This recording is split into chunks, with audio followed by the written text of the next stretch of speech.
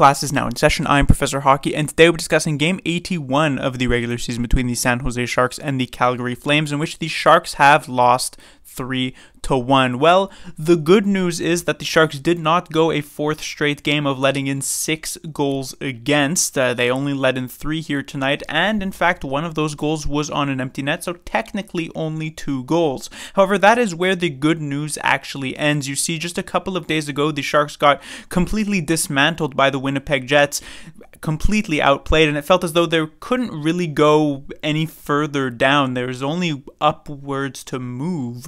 And yet here tonight, I guess they didn't go down, but they kind of just remained the same, as they were once again heavily outplayed by this team. The Calgary Flames outshot 2-1 advantage, 24 shots for the San Jose Sharks, while the Flames put up 49 in this game. And the Sharks, while this score certainly appeared close on the scoreboard, significantly closer than the 6-2 loss from a couple of days ago, this was the type of game that never really felt all that close if you weren't just watching the scoreboard. If you were actually watching the pace of this game, you're thinking, wow, the Flames are just significantly better than the San Jose Sharks. And to think coming into looking forward to this game, it felt as though, oh, well, the Flames were going to be mired in an intense playoff race, fighting for the last playoff spot in the Western Conference, so they would have something to play for, and the San Jose Sharks would not have anything to play for. And yet, coming into the game today, the Flames were mathematically eliminated from the playoffs. And so, besides playing a good game for their home fans in the final game of the season,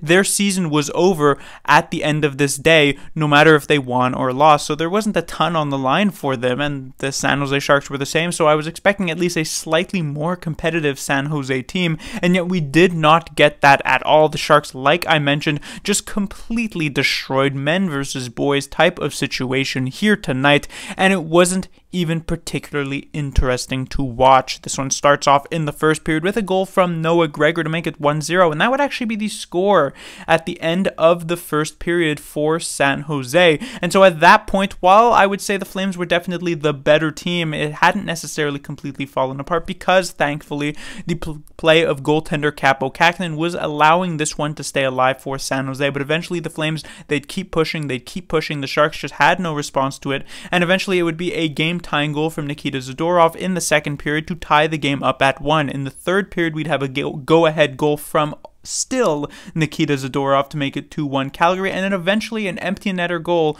from Nikita Zadorov, a hat trick for the defenseman, and that would be the final score of this game, 3-1 for Calgary. So the Sharks, they'd lose this one, and it's quite crazy to think about, because it was just a week or two ago where the Sharks went on that 3-game winning streak, beating teams like the Vegas Golden Knights and the Winnipeg Jets, and you're thinking like, wow, that team, they looked quite good. How is it possible that just 2 weeks later, yeah, there may be a couple of injuries here or there, but how is it possible that 2 weeks later they look this awful in these last couple of games? It's really a night and day difference at this point.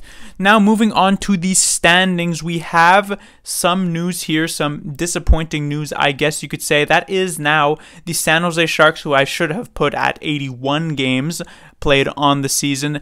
They cannot finish last place in the league this year. It is not possible for them to fall below the Anaheim Ducks in the standings. The Ducks, they lost yesterday to the Vancouver Canucks, so with 81 games, they sit at 58 points. Even a win in their final game would tie the San Jose Sharks, but as we know, they do not have the tiebreaker over them, much less regulation wins, and as such, there is zero way for the Sharks to get to that last place spot. But as we move into the final couple of days of the regular season, there is still hope to drop to 30th or even 31st, as we see the Blackhawks, they had a big win versus the Pittsburgh Penguins recently, so they jump up to 58 points.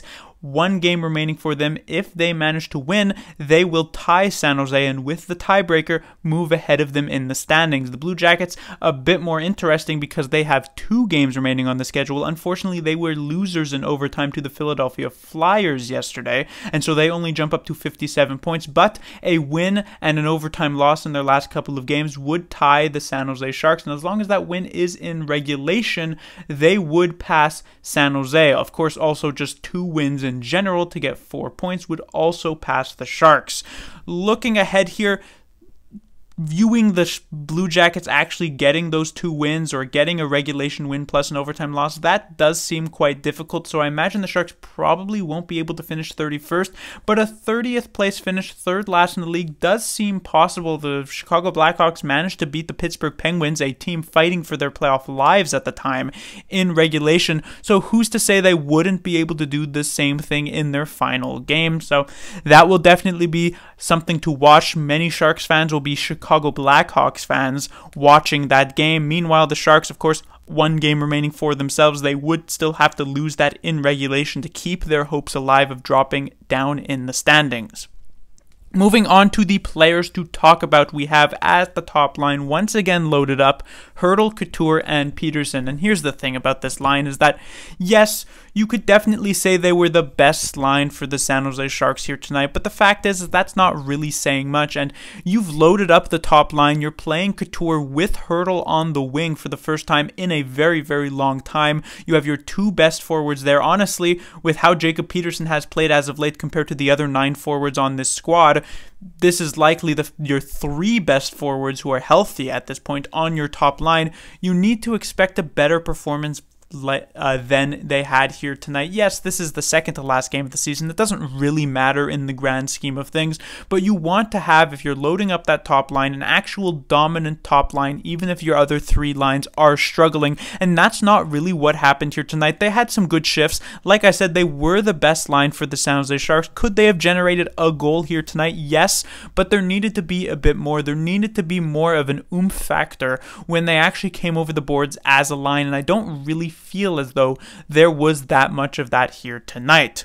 When it comes to the second line, we have Svechnikov, Lorentz, and LeBanc. Now, this was sort of just the second line by definition. It's just kind of what they were penciled in, but they certainly didn't play like a second line here tonight. I mean, Evgeny Svechnikov, for me, hasn't been all that great as of late. Like I mentioned in the previous one, since returning from injury, relatively invisible. Lorentz, I just don't think he should really be moving up in the lineup. He was so good when he was playing as the 4th line center. I don't think he's going to shine as a second line center, however, against actual good teams that have some decent depth when not injured. And then Kevin Labanc also, I felt, really struggled here tonight. So this second line, quote unquote, I would probably more pencil in as a 4th line, hopefully, and they should be deployed as such.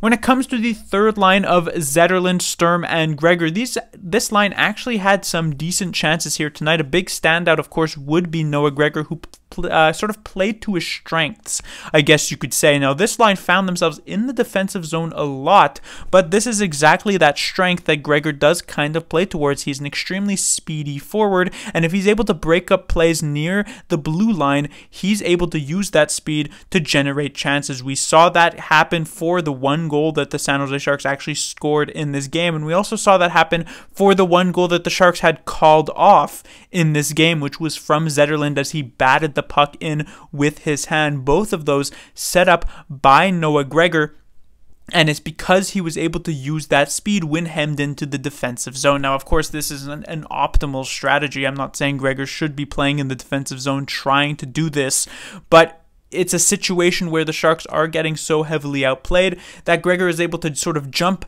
at the opportunity at different points. So certainly I wouldn't say this line was amazing or anything of that nature. Like I mentioned earlier, the top line was really the better line here tonight, but this line did certainly have their chances, and it was nice to see Gregor play at least a bit better compared to his previous few games. And then finally we have the fourth line of McDonald, Robbins, and Bordelot. McDonald back here as the fourth line forward after last game's foray back to the defensive side of things, where he does technically belong in his position. And he was really bad defensively in that previous game against the Winnipeg Jets. Maybe that was a reason why he ends up being a forward for the San Jose Sharks for tonight's game against Calgary. And I thought he did a pretty decent job once again at that. He's just not put in as many positions to fail when he finds himself on this fourth line. This line had a couple of opportunities in the offensive zone, I guess, Bordelot was okay. Robbins was half decent. But for a line that I was hoping to be more exciting than this, two young forwards maybe trying to make a name for themselves in these last couple of games of the season, we just haven't really seen much of that. To me, of a lot of the prospects who have been kind of hyped up this season, the Eklunds, the Gushins, the Thruns, of all these players who have made their debut, or at least season debuts for the San Jose Sharks this year, Bordelot has maybe been the most disappointing. I was definitely expecting more here, and he has been given those opportunities playing on the top line, playing on the top power play unit, and hasn't really managed to roll with that thus far. So it'll be interesting to see what happens in next year's training camp and preseason if he can manage to perform there, but this has been not a great viewing for him, especially compared to last season's short stint of games he had at the end of the year where he was much, much better.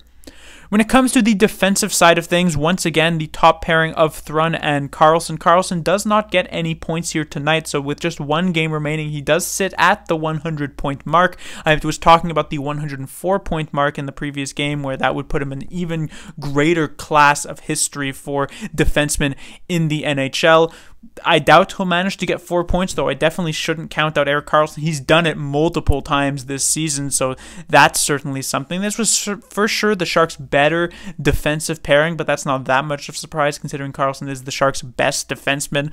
Thrun, I thought, had a pretty interesting game. Some rookie mistakes, which you would expect from a rookie, certainly, but Thrun, especially since in that debut game, he had seemingly sort of been above making those rookie mistakes. Like, he looked like a grizzled, seasoned veteran at that time, but here tonight he definitely looked more so towards a player who's playing in their first few NHL games, was making some of those types of mistakes that you might expect from a young player like that. But what I also liked on the positive side from Thrun was him actually getting more involved on the offensive side of things. If we take a look back at his season debut, yes, he did get 2 assists, but they weren't necessarily the most involved assists. The second one was a nice play, but in the neutral zone, and the first one was just a very basic pass in the offensive zone. And so I liked it more, especially on a pairing with Erik Karlsson, which makes it somewhat more surprising, I guess you say, that he was playing more aggressively in the offensive zone, even if at times it didn't necessarily pan out.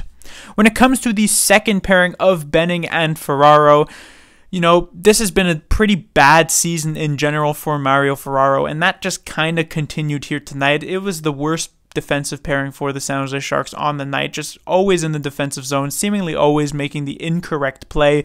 So while David Quinn, and I'm sure many of the Sharks players in the locker room and even Sharks management continue to be in love with Mario Ferraro just for the energy he brings to the game and the commitment that he brings to this team, at the end of the day, he just hasn't been very good, and he keeps a roster spot based pretty much solely on that and reputation and things of that nature. So it's just been very difficult to watch him thus far this season.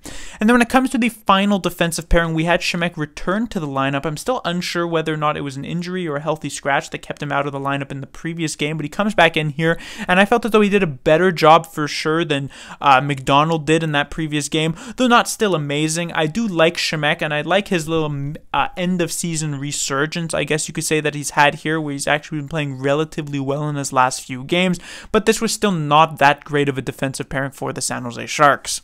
And then finally, we do have Kähkönen in nets for the Sharks. Played, his heart out, played a fantastic game, ends up facing 48 shots in this one, makes 46 saves, only lets in 2 goals, and yet the Sharks, not enough goal support for him, and he ends up getting let down, I guess you could say. This was generally, I don't know if this will be Kähkönen's last game, because there is one more game on the season, but in a back-to-back, I imagine Reimer ends up playing it. But if this is the last game for Kähkönen on the year, it was definitely a nice way to end what was otherwise a pretty bad season for Kaapo Kähkönen, so at least there's a decent game to remember him by at this point. But that will do it for this review. The Sharks will be back in action tomorrow, where they will take on the Edmonton Oilers. The Sharks have struggled thus far this season against the Edmonton Oilers, so if we're hoping that the Sharks might end the season off with a win, might not look too far. But if you're hoping for the Sharks to get this regulation loss and for the Blackhawks to win in regulation and pass San Jose, maybe this is some good news.